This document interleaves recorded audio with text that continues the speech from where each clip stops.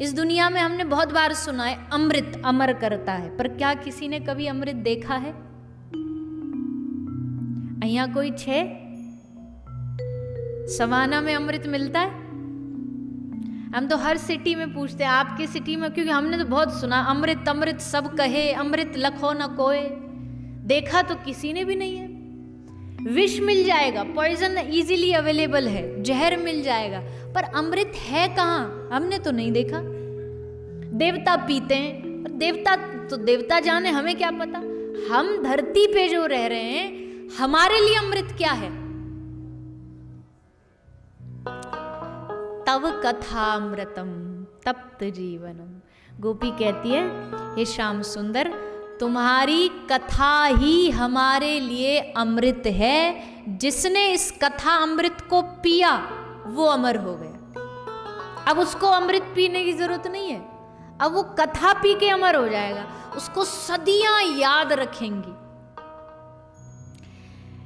मीरा का नाम सबको याद है, पता है कि नहीं?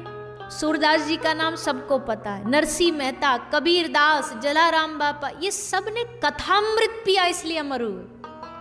इसलिए तव कथामृतम तप्त जीवनम। और कथा क्या करती है आपकी? तप्त जीवनम। जो एकदम जल रहे हैं ना, ताप से तप रहे हैं, टेंशन से, परेशानियों से, चिंताओं से, उनको चिंता से निकालती है और आनंद प्रदान करती है। इस दुनिया में सबसे ज्यादा चिंता में ही तो लोग मर रहे हैं आजकल, और कोई रोग नहीं है। आजकल तो डॉक्टर भी इतने चतुर हो गए, किसी को हार्ट की प्रॉब्लम हो, लिवर की हो, शुगर हो, डायबिटीज हो, तो first question what they ask, stress तो नहीं ले रहे? अब शुगर का स्ट्रेस, पैर टूट गई तो स्ट्रेस तो नहीं ले रहे, माइग्रेन है तो हर चीज में स्ट्रेस है। इसलिए पहला ही क्वेश्चन ये करते हैं, टेंशन तो नहीं है कोई? सबको पता है कि तप रहे हैं लोग, बैठे एसी में हैं, ठंडक में, पर भीतर से तपे जा रहे हैं, भीतर से जले जा रहे हैं। उस जलन को कौन शांत करेगा? शरीर बॉडी में कोई जलन हो तो पानी डाल लो, नहा लो, खत्म। पर जो भीतर से ही जल रहा, उसके लिए कौन सा पानी है? बोले तव कथामृतम तप्त जीवन। जैसे गर्मी पड़ रही हो और अचानक से पानी मिल जाए, शावर ले लो ठंडा ठंडा, तो कितना मजा, कितना बढ़िया लगता है। वैसे ही भीतर से जब मन जल रहा हो और तब अचानक 3 दिन आपको पता चले आपके SGVP टेम्पल में भगवान की कथा होने जा रही है, ये वैसी है जैसे तपते हुए शरीर को पानी मिल जाए, जैसे भूखे को भोजन मिल जाए, जैसे किसी प्यासे को पीने को पानी मिल जाए, ऐसी भगवान की कथा। तव कथामृतम तप्त जीवनम कवि भिरीडितम कल्मषापहम श्रवण मंगलम श्रीमदाततम। आपने अक्सर लोगों को कहते हुए सुना होगा, हम भी बोल देते हैं कभी कभी कथा, कि सुनने से फायदा नहीं है, जीवन में अपनाओ तब तो फायदा है, हम भी बोलते हैं। लेकिन गोपी क्या कह रही है? गोपी कहती है श्रवण मंगलम, अपनाना इज द सेकंड स्टेप, पर पहला अगर सुन भी लोगे ना तो कथा सुनने से ही मंगल कर देगी। आज के टाइम को देख के सुनना कोई कम बड़ी बात नहीं। आजकल कौन किसकी सुनता है बताओ? बच्चे माँ बाप की नहीं सुनते, माँ बाप बच्चों की नहीं सुनते, पति पत्नी की नहीं सुनता, और पत्नी, ये मैंने नहीं बोला, ये वहां से बोला गया, मैंने कुछ भी नहीं बोला।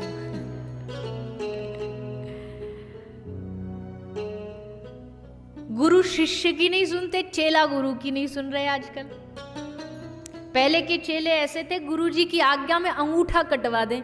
आज के शिष्य अंगूठा नहीं कटवाते, गुरु को अंगूठा दिखाते हैं। सच में ऐसे शिष्य हैं, गुरु का मतलब ही नहीं पता। टीचर स्टूडेंट की नहीं सुन रहे, स्टूडेंट टीचर की नहीं सुनते, बिजनेसमैन कस्टमर की नहीं सुन रहे। कौन किसकी सुन रहा है आज के समय में? केवल भाग्यशाली हैं हम वक्ता, जो हमें बैठ के लोग 3 घंटा सुनते हैं, बिना किंतु परंतु के, नो क्वेश्चन। नो वाई, आपने कहा जी महाराज, आप जैसा कह रहे हैं, कितने भाग्यशाली हैं हम। हमको कभी कभी लगता है हमसे दुनिया में कोई कहे ना कि इंद्र का पद भी दे दो, हमें नहीं चाहिए। इतना बड़ा जो भगवान ने गुण दिया है ना, वो हमें दिया है, भगवान का नाम प्रचार करना। आपके पास ऑप्शन था, आपके पास ऑप्शन ये था कि आप कथा में आए या ना आए, इट्स योर चॉइस। इनके पास ऑप्शन नहीं था क्योंकि इन्हें भुलाया गया था, डेट दी गई थी कि आपको आना पड़ेगा। हमारे पास भी ऑप्शन नहीं था। अब हमारा चाहे पाम फ्रैक्चर हो जाए, चाहे गर्दन फ्रैक्चर हो जाए, हमें आना पड़ेगा। चाहे लंगड़ा लंगड़ा के आना पड़ेगा, पर ड्यूटी है, निभानी पड़ेगी। आपके पास यू हैड ऑप्शन, आना या ना आना। उस आने या ना आने में से यू चोज आना। इसका मतलब है आप भगवान के परम भक्त हो, जो आपने यहां आना चुना। हम भाग्यशाली इसलिए कि कई बार शरीर आलस कर जाता, अरे छोड़ो ना, ये तो वही कथा है, क्या सुनने जाना। लेकिन हमारे पास ऑप्शन नहीं, इसलिए न चाहते हुए भी हमें जुखाम हो, बुखार हो, शरीर अच्छा हो, मन प्रसन्न हो, दुखी हो, कैसा भी हो, हमें भगवान की कथा ही करनी पड़ेगी। और इससे बड़ा भाग्य कोई हो सकता है? लोग को लगता है ये मजबूरी, हम कह रहे हैं मजबूरी नहीं, ये हमारा भाग्य है कि न चाहते हुए भी एट एनी हाउ हम कनेक्टेड हैं भगवान से। अब यहाँ 3 घंटे बैठ के किसकी बात करेंगे? देखो, मुझे जो पहली बार अगर सुन रहे हो लाइव, तो शायद सभी पहली बार सुन रहे होंगे, आमने सामने कभी टीवी पे कभी सुना होगा। लेकिन मेरा एक नियम रहता है, आधी कथा मैं बोलती हूँ, आधी आपसे बुलवाऊंगी। उसमें 2 रीजन है। एक तो ये नींद नहीं आएगी तुरंत, जैसे क्रिकेट में फील्ड में तैयार रहता ना वो कैच करने के लिए, तो आपको ऐसे तैयार रहना, कब कौन सी बात पूछी जाए आपको आंसर देना। गलत भी दोगे तो भी नो टेंशन। तो क्या पूछा मैंने?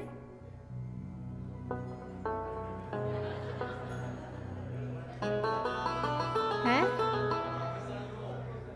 हाँ, मैं तो हूं भाग्यशाली। चलो, निकल गया दिमाग से, खैर छोड़ो। तो भगवान की कथा, भाग्य और भाग्य अलग है और कृपा अलग है। भाग्य बनता है कर्मों से, पर ये जो कृपा है ना, ये जो पीछे से बैठे बैठे बरसा रहे हैं, हाँ, ये सभी हमारे वैसे, पर ये स्पेशल हमारे हैं। ये कहते हैं ना, टेढ़ा है पर मेरा है, मेरे पीछे ही है, हमेशा पीछे ही। कभी साथ छोड़ा नहीं है आज तक जीवन में, और आगे भी कभी नहीं छोड़ेंगे। तो ये कृपा बरसा रहे हैं, और ये कृपा बस मुझ पे या किसी एक पर्सनल व्यक्ति पर नहीं, सब पे बरसा रहे हैं, सब पर इनकी कृपा है। बस फर्क इतना है, कई लोग देख रहे हैं, देख पा रहे हैं, महसूस कर पा रहे हैं, और कई लोग उसको इग्नोर कर देते हैं। इग्नोर करने का मतलब उन्हें लग रहा है कि भगवान ने बहुत कुछ कम दिया है जीवन में। अरे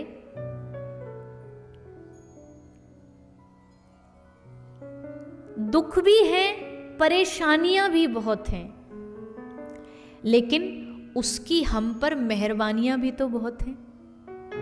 क्या हुआ? उसने जरा सा दुख दे दिया, क्या हुआ? उसने जरा सा जीवन में कुछ छीन लिया, कुछ कर दिया। कृपा भी तो कितनी है। और कृपा की न होती जो आदत तुम्हारी, तो सूनी ही रहती अदालत तुम्हारी। ठाकुर जी की अगर कृपा करने की हैबिट नहीं होती, तो इतने सारे लोग क्यों मंदिर आते? क्या पड़ी उनको मंदिर आने की? अपने जीवन से कहाँ किसको टाइम है? बट फिर भी जहाँ भगवान की कथा होती है, वहीं हजारों लाखों भक्त पहुंच जाते हैं कथा सुनने। क्यों? वो जानते हैं कि ये ठाकुर जी की कृपा है।